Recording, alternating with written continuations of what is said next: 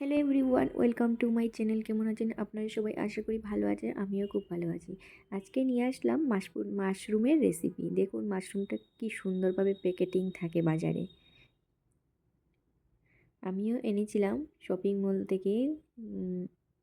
Shopping মলে দেখুন মাশরুমও পাওয়া যায় এখন।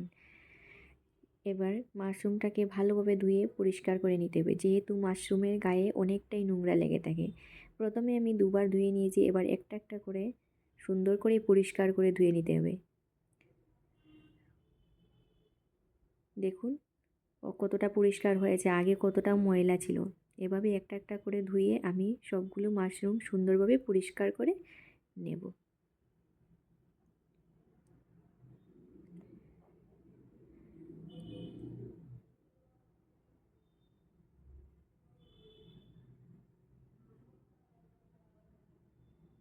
একটা একটা করে ধুয়ে পরিষ্কার করে নিয়েছি। এবার আমি আবারও জল পাল্টে ভালো জলের মধ্যে আবার একবার ধুয়ে নিচ্ছি। মাশরুমগুলো ধুয়ে পরিষ্কার করে নিয়েছি, এবার এটাকে ছোটো ছোটো করে কেটে নেব।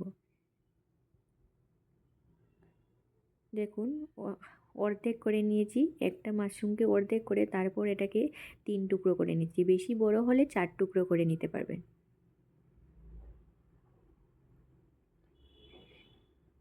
এভাবেই আমি সব মাশরুম কেটে নেব।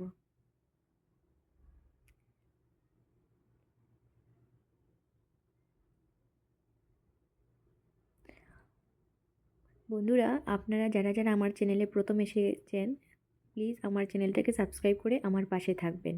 আর যারা আমার চ্যানেলটাকে আগে থেকে সাবস্ক্রাইব করে আছেন তাদেরকে অসংখ্য ধন্যবাদ।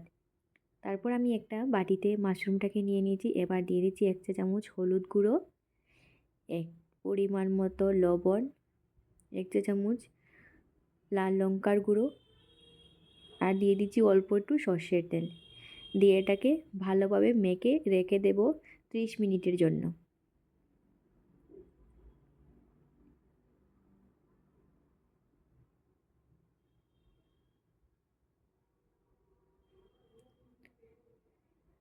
লাগবে আমার পেঁয়াজ। এখানে আমি 2টো পেঁয়াজ কুচি করে কেটে নিয়েছি। এখানে আদা রসুন কাঁচা লঙ্কা পেস্ট করে নিয়েছি। আর এখানে একটা টমেটো নিয়েছি, তার মধ্যে দিয়ে দিচ্ছি 6-7টা কাজু। দিয়ে এটাকে একটা পেস্ট বানিয়ে নেব। তারপর চলে আসলাম 30 মিনিট পর ওভেনে, বসিয়ে দিলাম কড়াইটাকে ভালোভাবে গরম করে এবার দিয়ে দিলাম পরিমাণ মতো সর্ষের তেল। দিয়ে দিলাম, তেলটা গরম হওয়ার পর দিয়ে দিলাম 1/2 চামচ আস্ত জিরে। আস্ত জিরেটাকে হালকা ভেজে দিয়ে দিচ্ছি পেঁয়াজ কুচি।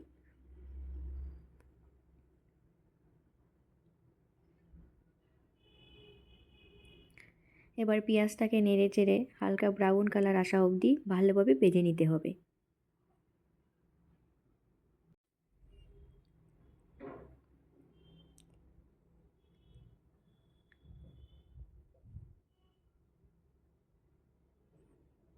পেঁয়াজটা হালকা ব্রাউন কালার আসার পর এবার আমি দিয়ে দিলাম 2 চা চামচ পেঁয়াজ আদা রসুন কাঁচা লঙ্কার পেস্ট।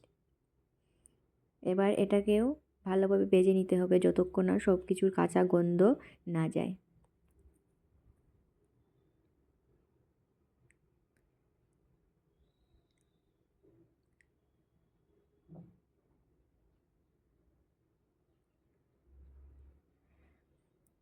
দেখুন ভালোভাবে ভাজা হওয়ার পর এবার আমি দিয়ে দিলাম কাজু ও টমেটোর পেস্ট।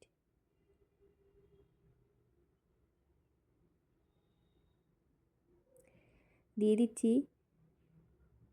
1 চা চামচ হলুদের গুঁড়ো, 1 চা চামচ জিরে গুঁড়ো, 1/2 চা চামচ ধনে গুঁড়ো, 1/2 চা চামচ কাশ্মীরি লাল লঙ্কার গুঁড়ো, আর 1/2 চা চামচ লাল লঙ্কার গুঁড়ো। তারপর দিয়ে দিলাম পরিমাণ মতো লবণ। দিয়ে এটাকে ভালোভাবে কষাতে হবে। তার জন্য আমি এটাকে 2-3 মিনিটের জন্য ঢাকা দিয়ে রেখে দিচ্ছি।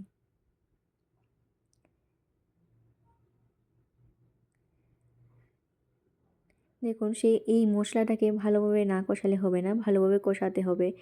যত মশলাটাকে ভালোভাবে সময় নিয়ে কষাবেন ততই রেসিপিটা খুব টেস্টি হবে।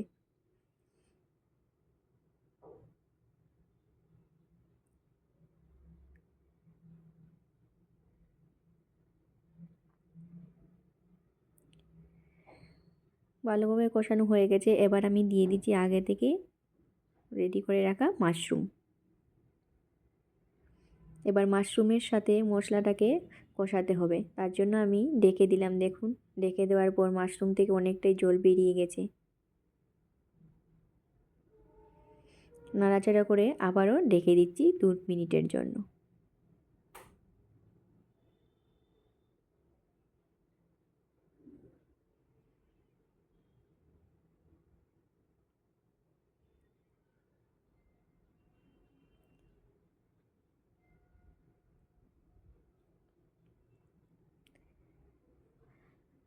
সত্যি বলতে মাশরুমটা কার কীরকম লাগে আমি জানি না, কিন্তু মাশরুমটা খেতে অনেকটা পায়রার মাংসর মতো হয়। পায়রার মাংস যেমন হয়, আমার কাছে মাশরুমটা ঠিক এমনই হয়। তারপর দেখুন ভালোভাবে কষিয়ে আমি দিয়ে দিলাম পরিমাণ মতো জল। এটা তো বেশি ঝোল ঝোল করা যাবে না, গায়ে গায়ে গামাখা করা হবে, তাই পরিমাণ বুঝেই জলটা দিয়ে দিন। জলটা দিয়ে এবার আমি দিয়ে দিচ্ছি 1/2 চামচ গরম মশলা, দিয়ে নাড়াচাড়া করে এটাকে ঢেকে দেব।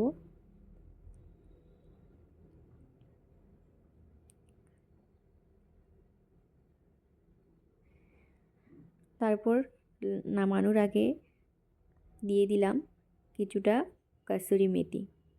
কসুরি মেথি দিয়ে রেসিপিটা পুরো শেষ করলাম। এভাবে একবার বানিয়ে দেখবেন, খুবই ভালো লাগে, পুরো রেস্টুরেন্টের স্টাইলে। যদি বানাতে খেতে চান তাহলে এভাবে বানিয়ে দেখবেন। আপনাদের কেমন লাগলো আমার এই রেসিপিটা? যদি ভালো লেগে থাকে তাহলে একটা লাইক করতে ভুলবেন না প্লিজ। Thank you.